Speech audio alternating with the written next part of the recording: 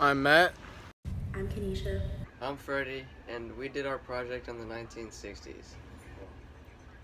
The 1960s were a time period dominated by mostly the Vietnam War, the civil rights protests, and the tragic assassinations of President John F. Kennedy and Martin Luther King.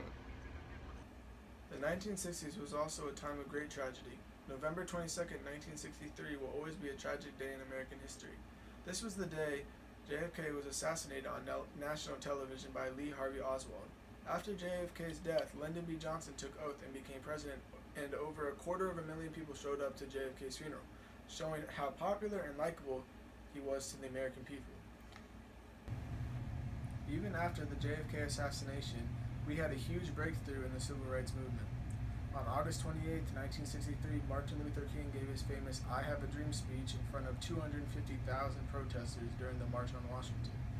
They were marching to protest racial discrimination and support civil rights legislation in Congress. The march was successful in forcing Congress to make a strong federal rights bill.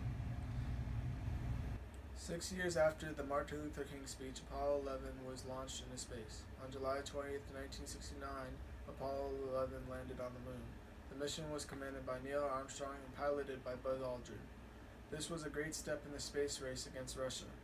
Neil Armstrong also became well known for his famous quote, "It's one small step for man, one giant leap for mankind."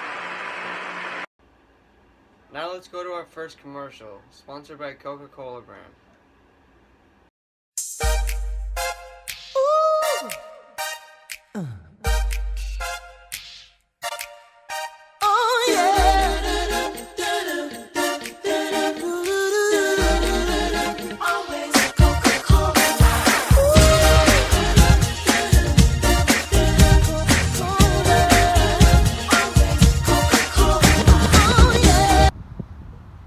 Oh no!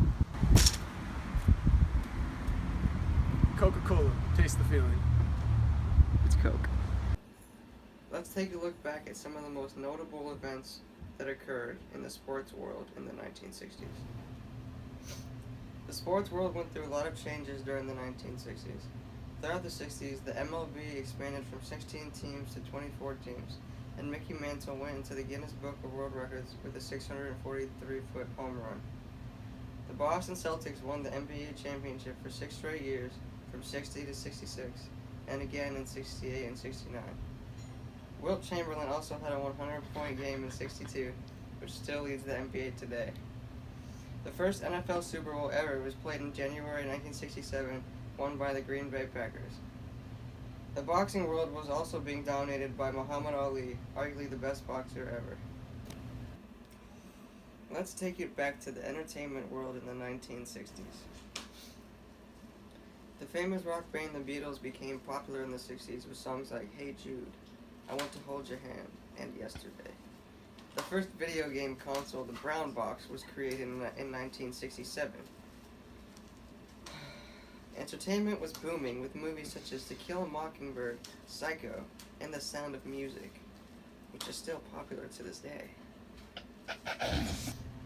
Also, some new dances were coming out like the mashed potato, the funky chicken, and the penguin. Plays were also very popular in the 1960s with musicals such as Cabaret, Hello Dolly, and Hair. During the 60s, drag racing became very popular for young people looking for entertainment.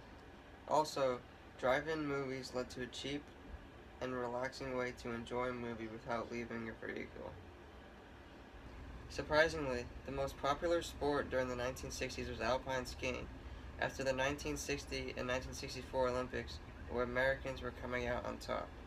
The 1960s was an era of fashion innovation. The early 60s were more reminiscent of the 1950s, restrained, conservative, more classy in style and design.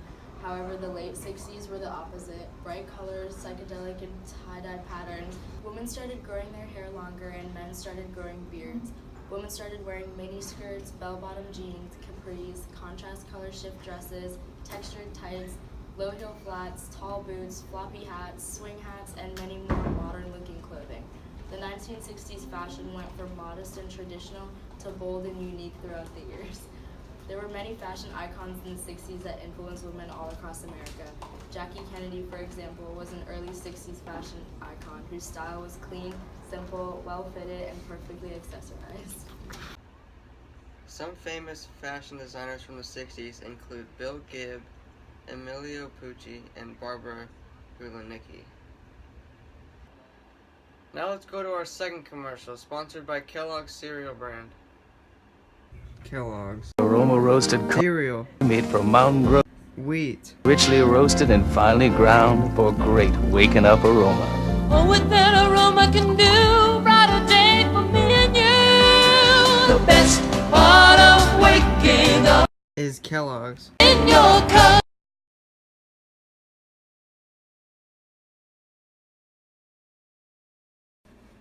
And now introducing Buzz Aldrin from Apollo 11.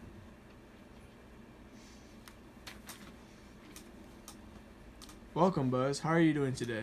I'm doing great. Thanks for having me on the show today. What made you decide to become an astronaut? You know, ever since I was a little boy, I just looked up in the sky and said, I want to go there one day. Interesting. What was it like preparing to go into space? Training was very stressful. You had to go through all these simulators, and it took a lot of time, but in the end, it was all worth it. How does it feel to be in Neil Armstrong's shadow? Well, you know, we both put in a lot of work and effort, and all he does is say some quote and take all the credit, so I'm a little pissed off about it, but it's okay, we're all friends. Final question. Our viewers at home would love to know, what was it like to be shot into space? Well, it was a very scary feeling at first. At one moment, we were getting blasted through the atmosphere. Next, we were just floating in our cabin. Thanks for your time, Buzz. I appreciate it.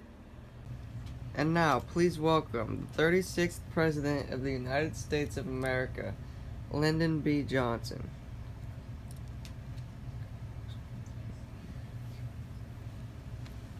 Good morning, sir. How are you doing today? I'm fine, thanks for asking. How are you feeling when you got the call that you're going to be president? What happened was very tragic, and I think that it caught everyone by surprise. Franklin D. Roosevelt was a great president, and may he rest in peace. A lot of people aren't very supportive in our involvement in Vietnam. What do you have to say about it? Well, I think that it's very important that we make sure our South Vietnamese allies stay democratic, so I believe that the war is very important. What are your ideas on reinventing American society? Great question. I have this idea that we should be a great society and everyone should get along and respect each other. Thank you for your time, Mr. President. Thank you. Now, please welcome surprise guest who randomly showed up at my house, Martin Luther King. Good morning, Mr. King. How are you today? I'm doing great. Thanks for having me. There's been a lot of talk over the Civil Rights Bill. What do you think about it? Well, me and President Johnson have been working on it for a while and think it will be better for America. I was wondering, what was it like to stand up in front of all those people and give your famous speech? Well, I was definitely nervous, but it was important for me to talk about discrimination towards colored people. Thank you for your time and congrats on your Nobel Peace Prize. Thanks for having me. No problem.